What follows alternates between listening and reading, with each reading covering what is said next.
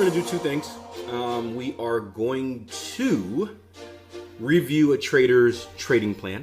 I'm gonna need your guys' help with that. I think it's gonna be a good exercise, not only for seeing what adjustments we can make within the trading plan, but for you guys that maybe haven't gotten to the point where you're developing a trading plan yet, or maybe you're just about there. I think it's gonna be a good exercise to kind of get an example of seeing what a trading plan has to be like.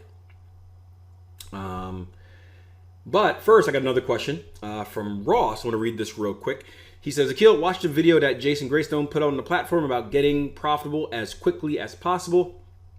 One of the things he touched on was if he was in, say, 2 trades that were on yen crosses, he couldn't enter a third even if all his entry rules were met.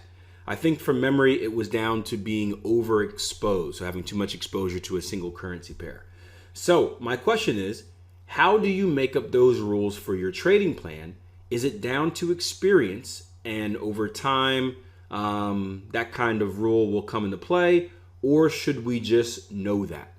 Does anyone have a plan or have any rules about kind of limiting their exposure to a single currency pair, or even maybe a specific amount of trades? It would be another example. Does anybody have any rules about that within their trading plan? Ooh, kite surfing gear. All right, so nobody has any rules about overexposure. Has that been a subject that has interested anybody? Something that you pondered or something that you just don't worry about? Stuart said never really thought about it, to be honest. So here is, I'll give you the biggest example of the risks, right? So you guys have heard my story about how I blew like $30,000 and blah, blah, blah, blah, blah, right? The main reason I blew that much money was because of overexposure in the market. I was trading a massive portfolio. I don't know how big my portfolio was at the time, but it wouldn't surprise me if it was somewhere between 12 and 20 pairs. And within that portfolio was, when I tested it, what I did was I took all of the pairs that were profitable. I was trading a trend continuation strategy. And what I did was, and this answers another question from the platform, when I back tested it, right, it was a swing trading time frame, so I didn't really care about spread. Because you're trading the 4-hour charts in the daily, I don't really care if I have like a 7-pip spread. It doesn't really make a big difference when you're shooting for like 200-pip targets. So when I did my back testing, what I did was I tested every single pair that I had available to trade, and I just picked all the profitable ones, right, or the most profitable ones. And what happened is I had probably about, I probably had about 4 or 5 yen crosses in my portfolio. So 4 or 5 pairs that involved the yen currency, whether it's dollar yen, euro yen, pound yen, Swiss yen, New Zealand yen, like that.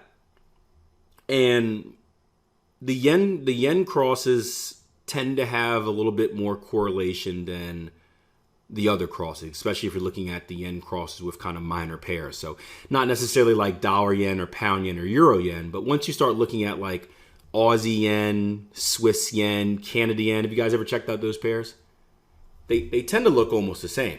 And with this year, you see that with some of the pound pairs as well, mainly because they're very Brexit driven. So you're seeing the same moves in pound because they're Brexit driven. You're seeing the same moves in, and when I say it, it's mostly with the minors. So like pound dollar and pound yen aren't going to look the same necessarily, but you start going like pound Swiss, pound New Zealand, pound Aussie, stuff like that. Against the minor pairs, that dominant pair is going to kind of reign supreme. But anyway, so I was trading I think I had probably about 5 yen pairs at the same time in my portfolio. And I remember there being, I can't remember if it was a natural disaster or just some type of news announcement that basically gave the yen strength. I don't think it was a natural disaster. I think that was another incident, but it had to be something, and it gave the yen strength. And all of the yen pairs did the same thing at once, right? So the 3 pairs I just showed you, they all did the same type of move. So I was filled in about 5 trades, right, in the same direction at the same time, and they all moved the same way. And that way didn't happen to be in the direction that I needed to make profit. So I took losses on about 5 pairs at once. So it was a massive hit all at once. It was probably a near maximum stop loss on 5 pairs at the exact same time, something that you don't necessarily prepare for, something that if I would have back tested better at the time, I probably would have been a little bit more prepared for it. So I took a massive drawdown at once. Now, it was still within my maximum allowable drawdown. Again, obviously, I wouldn't be trading that portfolio if it was out of that, but it was just a big hit at once. And for me, the result was I got psychologically out of it. I kind of lost all confidence, and the rest of the story was I closed down my computer for a week. The week after that, all those yen pairs did the same move again in the opposite direction, and my trade signal would have involved me in those 5 trades, and I would have won double my money that I lost. But again, because I had the psychological breakdown, I just wasn't involved in the market, and not only did I catch the loser, but I missed the winner. But that's a good example of kind of overexposure of everything is correlated in that sense. It's moving the same direction. Basically, you're taking the same trade with a much bigger position size, even though it's across pairs. Does that make sense? You're basically, you're over leveraged at a single trade because all of those pairs are correlated. You guys follow me? It's no longer like taking different trades. I'm essentially taking the same trade on 5 pairs. And it's good when it works out in your favor. It could be bad when it works out against you. So one of the rules that I put in is, with the yen pairs, and you'll see this with anything except for like the dollar and dollar, euro, pound. I won't trade more than three pairs. I won't have more than 3 yen pairs in my portfolio. And it's because of that. So I know that I can get in, and the ones that I trade aren't necessarily correlated, but I know that if that happens again, my max is 3. So I kind of have a similar rule to Jason. Jason says that if he's in 2 trades, he can't enter a third. The only difference between my rule and Jason's is this, right? So I'm not a believer in seeing a quality trading opportunity, a valid trading opportunity, and not taking it.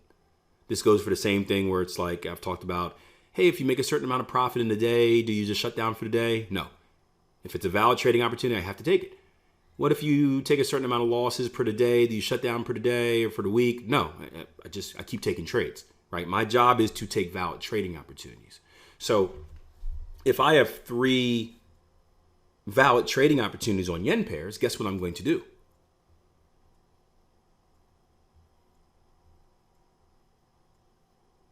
Seriously, type it in, guess.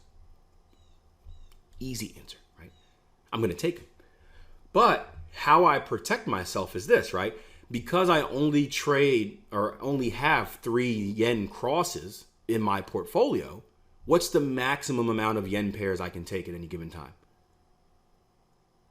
3, right? So do you see how I have that built-in protection to my portfolio? So it's not a decision where it's like, man, I'm in 2 positions right now, I can't take this third. No, I just don't even give myself the option. And just because it's a core principle, a core belief of mine to not skip trading opportunities. Like if it's a valid trade, I take it because valid trades don't happen too often. And I believe in my edge. I don't fear from being in trades. I want to be in trades because I know my edge is strong. I see each trade as an opportunity, not small picture, but bigger picture, an opportunity to make money. So I want to be in them. So that's how I get that. That's how I work that rule. Yeah, I've avoided having to have that rule because I don't. It's not a rule that I want to have. Because then what I'm doing is I'm basically judging. I'm comparing trading opportunities. I'm saying, well, dollar yen looks good, Canada yen looks good, pound yen looks good, but I gotta choose between. I can only choose 2 of the 3, right? Now, does that sound like a consistent process, or is that now I'm kind of trying to judge which trading opportunity is better than the other?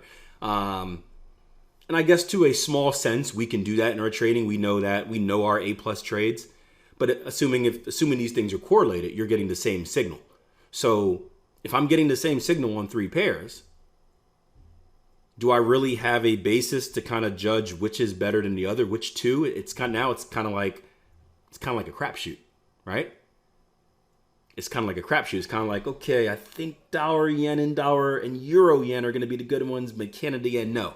Now, what happens when Canada yen wins? Oh, dang it, I chose the wrong one, right? Now it's no different than uneducated gambling. So I don't want to make that decision. I want to take every valid trading opportunity. But my way of protecting myself is just, again, not allowing myself to have more than that in my portfolio. And that's a personal choice that you guys will have to make. And it's the best way for me, because now I can avoid comparison and that situation. But you can also make the case that it limits trading opportunities, because now you have one less pair that's in your portfolio. Now, there are millions of pairs out there, so I don't think it's that hard to replace a pair. But if you are in a circumstance where it's like maybe the yen crosses are your best performing pairs, and now you're choosing, I can only take 3 of them or choose 3 pairs to put in my portfolio versus 4, and I really want that 4th. And also keep in mind, your 3 is my number. Your number doesn't have to be 3. It could be 2. It could be 1. It could be 5. So I don't want you guys under the impression like 3 is this magic number that it has to be. Gilbert says, do you not skip based on your back testing expectancy? Do you not skip based on your back testing expectancy and how that would mess it up? Can you rephrase that, Gilbert? Not quite sure I understand the question. Are you saying that's the reason I don't skip? I'm a little late seeing it, so I'm kind of out of context right now. Sorry. Me apologize.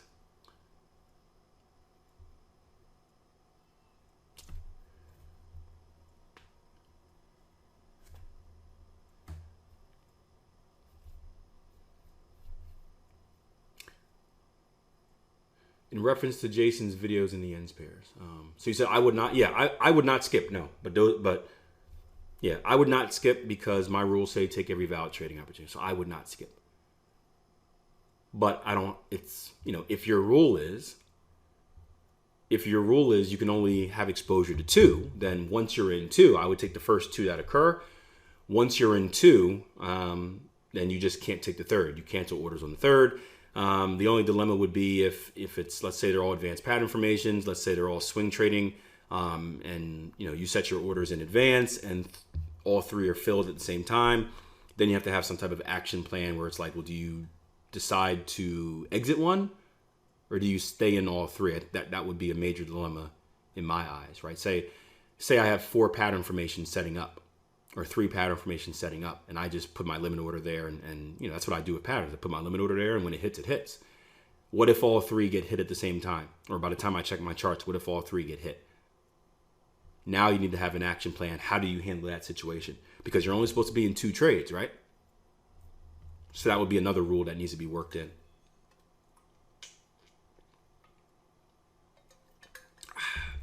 How do you know which one to exit?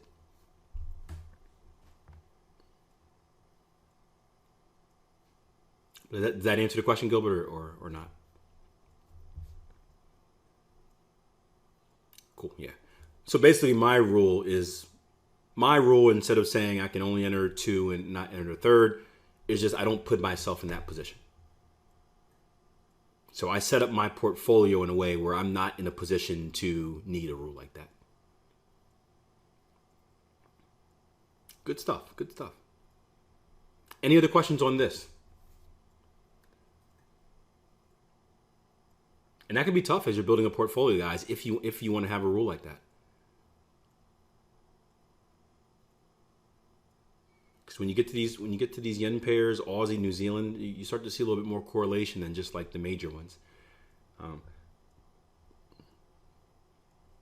you can be thrown off by it because if you're testing a system, let's say it's a trend trading system, and you got some trendy moves on those pairs is due to correlation. I mean, there's a good chance those may be some of your best results. And you got to kind of read in between the lines and be like, these are all the same signal. And, although you may see this massive boost in your equity curve, you got to think about the downside. Well, what if it all goes against me as well? Am I willing to take that loss? All right. Next question. We're going to break down a trading plan.